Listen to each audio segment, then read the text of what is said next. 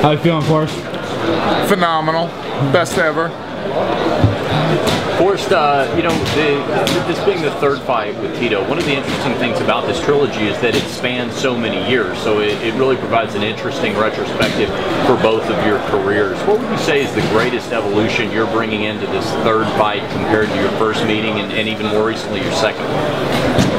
Well, you know, there's a lot of, I mean, was that kind of like a technical question? Things I should have changed? You know, stand lower, I stand way too high.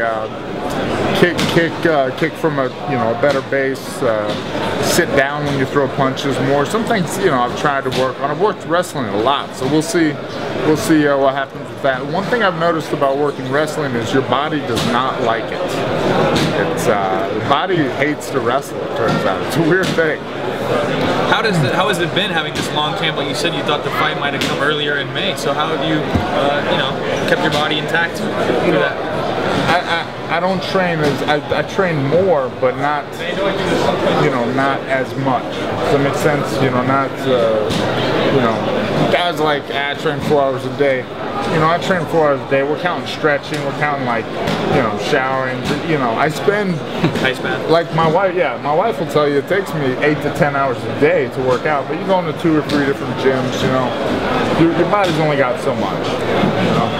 Your conditioning has been great, though. I've seen you throw it on a few different times, getting your sweat on there. It seems like you've been taking conditioning to the next level.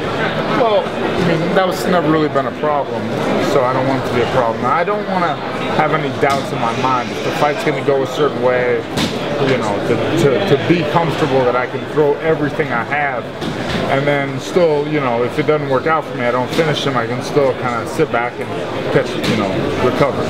I heard around town that you were doing some yoga and hot Pilates also. How's that helping you? I do a little yoga, a little hot Pilates.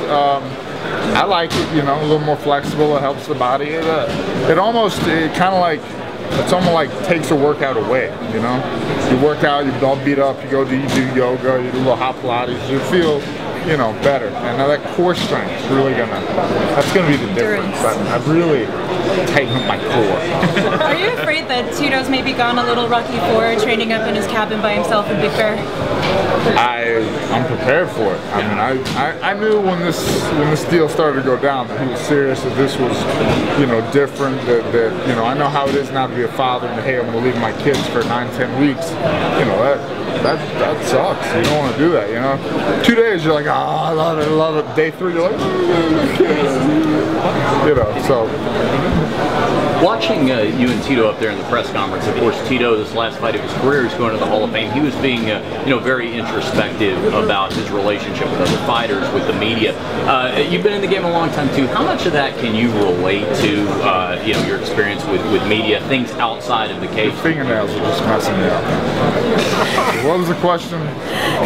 The question is, with Tito being so introspective, you remember that show in the 90s, The Rock? Who's the guy? Like Headbangers Ball. Remember that? Oh sure, Ricky Rockman. Ricky, yes. Huh? All right, just look me in the eye. Throw that out. Okay. Yeah, ignore the nails. Okay. So with Tito being so introspective about his career, talk about his relationship with the media. The things that maybe he's enjoyed. Here's the thing. I don't mean to be rude, but Tito's head is Tito's head, man. I don't want to climb in there. There's not enough room, believe it or not, for me to climb in there either. I just wonder if he's got a lot going on. My thing is that I know he's going to come in fired up and emotional. Be ready. There's a storm coming. I know. I know it's coming. I know. I just wonder if you could relate to the things you've enjoyed more or less outside of the cage. The red tape, dealing with the media, that kind of thing. Tito said he'd fight for free. It's the training you get paid for. Why train for free? I used to pay people to train. I kind of still do, actually. I really like training. This is what stresses me out. It's not that you guys are doing anything wrong. It's just that, I care. I want to perform well. I want to win. For some reason, I want people to like me. It's a weird thing. It's like a disease. And I want to impress people. I want people to say, shit, man, I got my $60 worth, But do you consider this a legacy fight? And if so, what is it? For him, for me, well, this is the only time I've ever fought somebody 3 times. So, for better or for worse, we're going to be, to some extent, inexorably linked,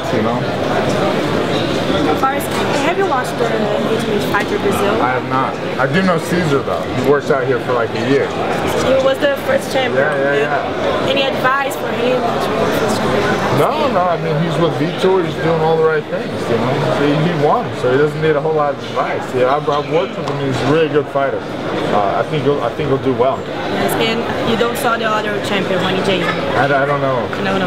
And just another question for Brazil. You fought Anderson and Chalsone.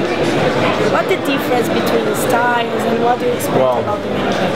The difference was also about 7 years between fighting those guys. So, you know, I don't know, man. I'll tell you this. I am absolutely horrible at betting on fights and picking winners. So, I don't know. This is a tough sport to call, you know? Weird things happen. As far as your MMA career goes, would you have actually continued to fight if it hadn't have been for the Ultimate Fighter and winning that season? Yeah. I had a big money fight lined up at heavyweight for $500 that I was actually trying to get the leave time in to go do. That's taking your career in your hands, you know. Like, I don't want to throw the right too much. If I break my hand, I can't go to work. Last time you fought Tito, I ran into you about 2:30 a.m. at the BLT Burger in the Mirage. Is that the best late night munchie destination in Vegas? Late night, probably. Thank you, sir. That's the most important question. I'm a big pound. I love those burgers. Where's that one at? I think it's in the Red Rock. Okay. I like those gourmet burgers. I've never liked hamburgers. I don't touch fast food. Those gourmet burgers, man, they're really bringing it. And you can get them without the bun. It's like some meat with some good cheese and some like the vegetables they roast. Oh, it's so good. Last question right here, Forrest, last Randy question. says that sometimes after trilogies, the fighters can be, you know, enemies, friends, or neutral. Where do you think you and Tito will sit after this fight? I'd like to think we have mutual respect for each other. Is that? You ever going to be hanging out? No, I mean we just don't have that much in common. You know, it's not whether I like him or dislike him. I respect him, and I respect him as a person and as a fighter. That don't mean I like him though. You know, it's like I've got nothing bad to say about the guy. I was actually I've noticed a couple years ago there was a little kid and he was real nice. You know, he took the time. He was real nice to all the younger fans. You know, so you know. I don't know, sometimes he says ridiculous things, but I mean, come on, look at me. I said I was going to kill myself if I lose the fight. I can't really, you know, blame people for saying ridiculous things. Thanks, guys. Thank you, Forrest. Enter code HUB749 for a domain name discount and enter the codes below for other great discounts from GoDaddy.com.